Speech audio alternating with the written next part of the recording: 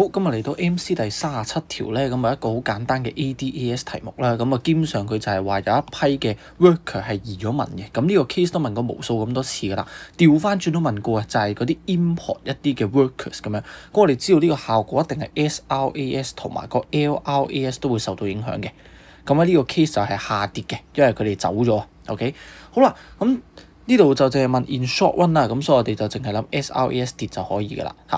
咁但係呢度咧就可能有啲同學咧留意唔到個細節嘅。嗱，正常嚟講 worker 走咁咪 worker 走咯。點解今次佢要特登係講埋屋企人咧？係咪？即係點解拉埋屋企人落水咧？係咪？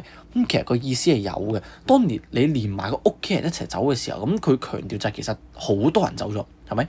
你如果淨係一個 worker 走咗，咁你得一個人啦，每個家庭一個人咁樣啦。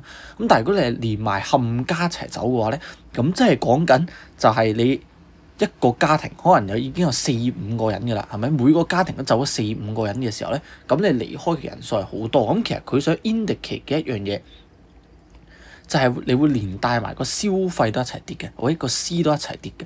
咁所以其實呢個 case 咧，你係除咗 SRAS 跌之外咧，你要記住其實佢呢度提埋你冚家就一定有意思。點解佢無啦啦要拉埋屋企人落水咧？一定有意思。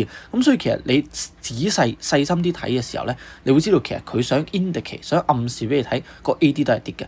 咁如果 SRAS 又跌啦，AD 又跌嘅話咧，咁個 price level 應該係 uncertain， 或者因為 SRAS 跌個 price level 係升啦，while 個 AD 跌個 price level 係跌嘅嚇。咁至於個 output 就一定跌啦，因為 SRAS 跌個 output 又跌啦。AD 跌 output 都係跌嘅，咁啊 C， 咁我覺得就會有啲人可能會揀咗 A 嘅，咁佢淨係考慮咗 SRAS 跌呢個 case 咧，就忘記咗其實 AD 都係跌咯 ，OK？